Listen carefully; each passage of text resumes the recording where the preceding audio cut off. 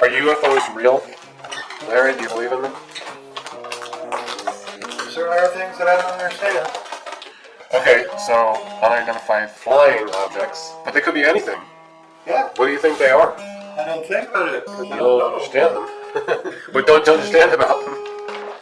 What they are. How they Lights in move? the sky. Lights in the sky. Yeah, lights in the sky are stars. Oh, lights in the sky. Yeah, lights in the sky. That's what my friend likes to call them too. Lights in the sky. What's going on up there? How about UFOs that are on the ground? Auspicious signs, aren't it? Yeah, there's this thing they call Meronstead.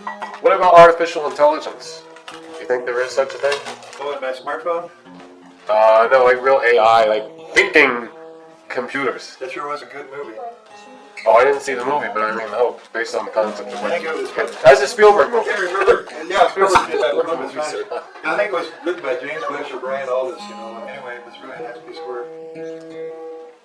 Is it possible to teach a computer to think, to program it, and then it can do its own, come up with its own things? Or is it just following a program? The science of cybernetics is to attempt to mimic living things, you know, like in order to understand them better. Isn't cybernetics where you can put an artificial, like the nervous system into a human to replace or add to what they have? Oh, like a cybernetic organism? A cyborg? Yeah, cyborg.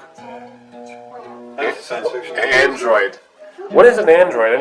There's a robot, there's android, and a cyborg. I know an android in science fiction ordinarily refers to a mimic of a human, you know, like it's something that looks like a human being, it's a bot, but it looks like a human. Android.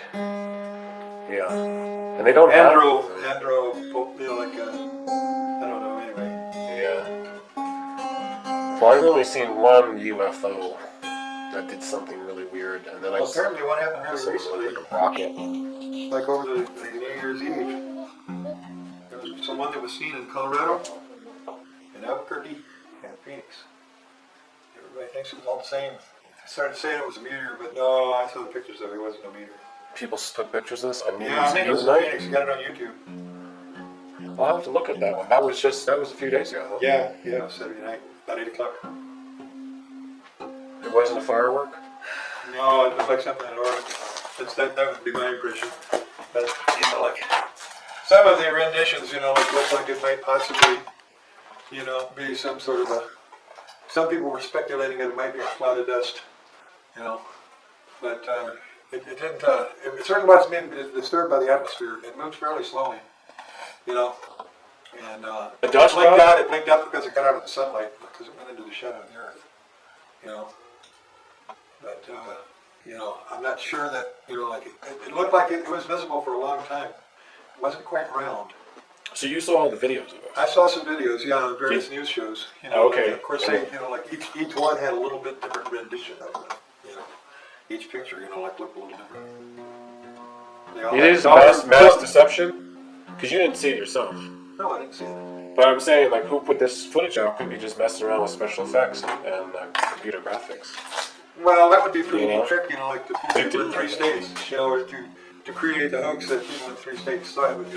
People actually get together to create pretty elaborate hoaxes. I mean, It's possible. It's something we're considering. They want to be. Yeah, however. You know, there's people that grow up. They literally just want to trick everybody. Oh yeah, like and they have a joy that I fooled everybody. That's what most people believe crop circles are. You know, like just That's mystical nonsense. You know, like yeah, nice patterns. Actually, they're very beautiful patterns. They are pretty I haven't looked at that, but I've never seen one firsthand.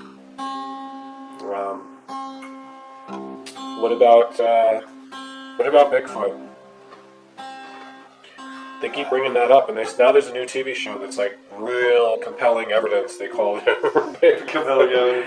They call it Sasquatch. Somebody that knows something about biology, you know, like might possibly be able to tell me. But some of these they call it Squatch, but you know what? Also, in the same week,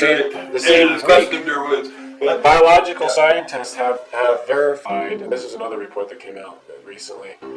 This thing that they thought was a finger from the abominable snowman, they identified it as just a human remains. Yeah. It wasn't from anything that was not human. Well, it could very well be that these are close enough to humanoid. No, but they say it was a human. Yeah. Well, maybe. You know, you I have see what you're a saying. human with hair all over him, you know, they could still be a human. Would that be a human? Yeah, sure. So their DNA. Yeah, like we look all kinds of different, you know.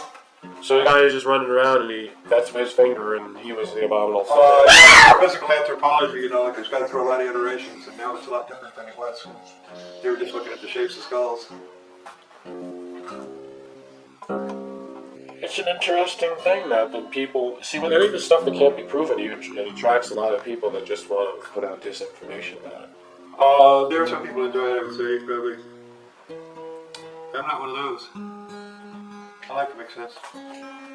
Yeah, At least to myself, you know. No, I do too, to an extent. But I mean, I don't go to the extent of the other extremes. I read one book about somebody who always constantly talk about this crazy experience.